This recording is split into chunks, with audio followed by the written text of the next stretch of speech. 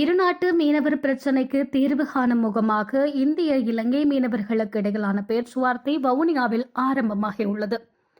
வவுனியா கொரவப்புத்தானை வீதியில் உள்ள அருந்ததி தனியார் விருந்தினர் விடுதியில் குறித்த பேச்சுவார்த்தை இன்று இடம்பெற்று வருகிறது.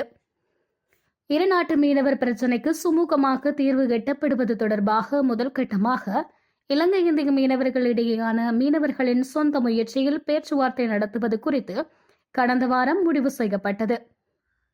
இதன்படி குறித்த பேச்சுவார்த்தை ஆரம்பமாகியுள்ளது.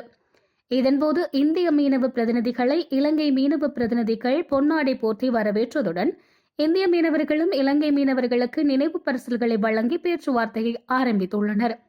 இதன்போது எல்லை தாண்டி மீன்பிடித்தல், தடை செய்யப்பட்ட மீன்பிடி முறைகளை பயன்படுத்துதல், இந்திய மீனவர்கள் தொடர்ச்சியாக கைது செய்யப்படுகின்றமை, இருநாட்டு மீனவ உறவு தொடர்பில் பேசப்பட்டுள்ளதாக தெரிவிக்கப்படுகிறது.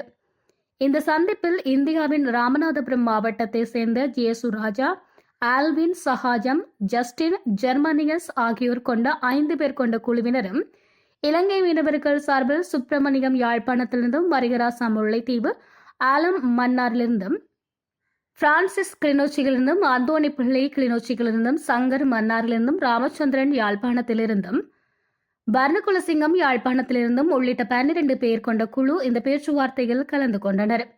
இதேவேளை தமிழக மீனவர்கள் முதற்கட்டமாக 1 மாத காலம் இலங்கை கடற்பரப்புக்குள் இழுவை மடி மீன்பிடியை நிறுத்த வேண்டும் என்ற கோரிக்கையை முன்வைத்து இந்த முதல்கட்ட மீனவர்களுக்கு இடையேயான மீனவர்களால் ஏற்பாடு செய்யப்பட்ட சந்திப்பு நடைபெறுகின்றமை குறிப்பிடத்தக்கது.